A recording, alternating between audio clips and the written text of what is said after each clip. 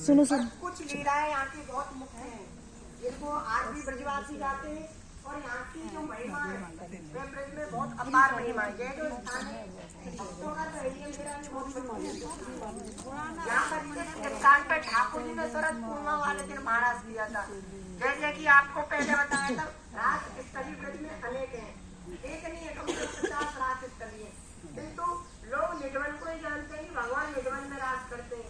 भगवान निधवन में तो करते ही है, जितने राज मंडल है स्थानों पे, गोकुल में है, गाँव में है, बरसाने में है, आपके गोवर्धन में भी कई जगह पे रास मंडल है। सब जगह पे आकर के ठाकुर जी रास करते हैं। शरद पूर्णिमा की रात्रि के दिन भगवान ने महाराज प्रारंभ किया था।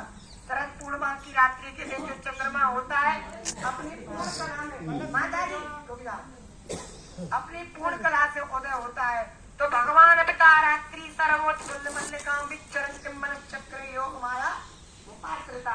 भगवान ने योग माया को आदेश दे करके महाराज किया था।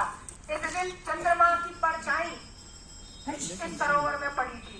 ये भी कथा आती है, क्योंकि आपको पता है जहाँ पे सरोवर होता है, इसी में नहीं, जहाँ पे सरोवर होता है, कोई भी सरोवर हो, तालाब हो, वहाँ पे चंद्रमा की परछाई जरूर उसमें दिखती है।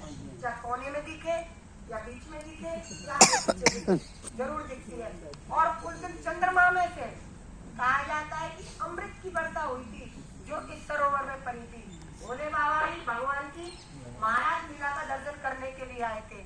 दो सखी थी भगवान की, ललिता विशाखा। उन्होंने द्वार पर रोक दिया कि रास देखने का अधिकार तो केवल स्त्री को है, पुरुष को नहीं है। अगर आपको महाराज देखना है तो आप गोपी बन के आओ। भोले बाबा बोले कि मैं गोपी कैसे बनूं, मैं तो बाबा जी आदमी। तो उनने कही आप मानसरोवर में जाओ, वहाँ पे आप स्नान करोगे तो आप में गोपी भाव आएगा। आप फिर उसके बाद चंद्र सरोवर में जाना, वहाँ पे स्नान करोगे तो आपको गोपी का वेश धारण हो जाएगा। भोले बाबा ने ऐसा ही किया, मानसरोवर में स्नान किया तो वहाँ पे उनको गोपी भाव आ गया। ऐसे चंद्र सरोवर में स्नान किया तो पूरे भोले बाबा गोपी बन गए, लगा के होठ रचा के, लिपस्टिक लगा के, साड़ी पहन के, लहंगा पहन के, चूड़ी पहन के, पायल पहन के। माता तो खुश है, उनके श्रृंगार को नाम ले दिया। भोले बाबा महाराज ऐसी गोपी बन के आए।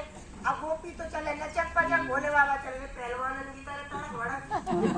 और सखी कहने लगी ये तो कोई नई गोपी आई है। अब भोले बाबा ने घूंघट मारा, भोले बाबा की दाढ़ी। अब सखी कहे कि अपना चेहरा दिखाओ, मुख दिखाओ। भोले बाबा बोले मैं अपना मुख दिखा दूंगी तो फिर तुम देखने लायक ना बचोगे, निपट जाएगी। अब सखी ना मानी जाए तो भोले बाबा ने अपना घूंघट हटायो, दाढ़ी बड़ी बड़ी दाढ़ी देखी, शाम पीछू होते हुए भगवान ने भगा दिए कि तुम जाओ थोड़ी देर टहल के आओ। दाढ़ी वाली सखी देख के आधी सखी बेहोश हो गई। भगवान समझ गए कि कायरो है, बाहर आए तो दे भोले बाबा, मान के तुम घूंघटी मान लो, नहीं तो जितनी सब बेहोश हो जाएंगे। तो भोले बाबा भी उस दिन महाराज में आए थे, और उस दिन भगवान ने अनंत कोट करोड़ों ब्रज गोपियों के साथ यहाँ पे महाराज किया था। दूसरा भाव एक है, भगवान के एक भक्त के आपने सुना ही होगा, हिंदी शब्द में आता है सूरदास जी। सूरदास जी का नाम सुना है? ये भगवान के सखा थे, कोई साधारण सखा नहीं थे। उद्धव जी का नाम सुना है किसी ने? उद्धव जी ही सूरदास जी उनके आए थे। उद्धव जी एक बार राधा रानी और ठाकुर जी आपस में मान कर गए। राधा रानी ठाकुर जी से रूठ गई। उद्धव जी ने कहा आप तो अति करती हो, बार बार रूठ जाती हो, अरे तीन लोग के स्वामी है, तुम ऐसे रूठती हो बच्चों की तरह। राधा रानी को बुरा लग गया। उन्होंने कहा कि तू हमारे निकुंज भाव के प्रेम को नहीं समझता है, ज्ञानी होकर के अंधों की तरह बात करता है, जा मैं तुझे श्राप देती हूँ कि तू अंधा हो जा। तो सूर्य उद्धव जी जो थे, राधा रानी के श्राप के कारण यहाँ कलयुग के प्रारंभ में, ज्यादा नहीं, 550 साल पुरानी बात है, अकबर के जमाने की बात है। सूरदास जी का जन्म हुआ रुनकता नामक ग्राम में। वो वहाँ पे पाया जाता है, जब आगरा मथुरा का रोड है बीच में पड़ता है रुनकता। रुनकता में सूरदास जी का जन्म हुआ। श्री विट्ठल गोस्वामी जो थे, बल्लभाचार्य जी जो थे, वह उनके गुरु थे। सूरदास जी अंधे थे, जन्म से उनको कुछ नहीं दिखता था। उन्होंने संकल्प लिया था जीवन में कि मैं भगवान के 1.25 लाख पदों की रचना करूंगा। किंतु सूरदास जी भगवान पदों की रचना कर पाए।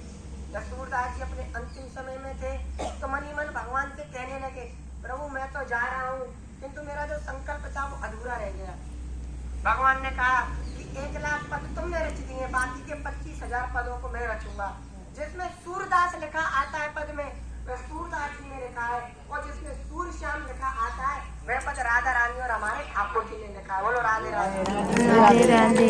सूरदास जी ने अनेक पद ठाकुर जी के लिए बनाए। पंडित जी ने जो गाया था, चंद्र खिलौना ले हो तो मैया मोरी, ये सूरदास जी ने ही भाव बनाया है ठाकुर जी के प्रति। सूरदास जी, कुम्भन दास जी, शीत स्वामी, ये 8 जो थे, 8 मतलब की अष्टकवि थे बल्लभ कुल के। ये भगवान के 8 सखा थे जो जन्म लेकर के आए थे कलयुग में, पुनर्जन्म। राधा रानी की 8 सखियां थी और भगवान कृष्ण के 8 सखा थे। भगवान श्री कृष्ण के जो 8 सखा थे वही आज कवि हुए थे इस बल्लभ कुल में, बल्लभ संप्रदाय में, जिसको भक्ति मार्ग बोला जाता है। हमारी ब्रज की जो संप्रदाय है प्राचीन, वह बल्लभ कुल संप्रदाय है। जो आप यहाँ पे देख रहे हो, ये बल्लभ कुली ब्राह्मण मिलेंगे आपको, जितने भी मिलेंगे यहाँ पे। जो भी है सूरदास जी के नाम पे यहाँ पे सूर गौशाला भी रखी गई है।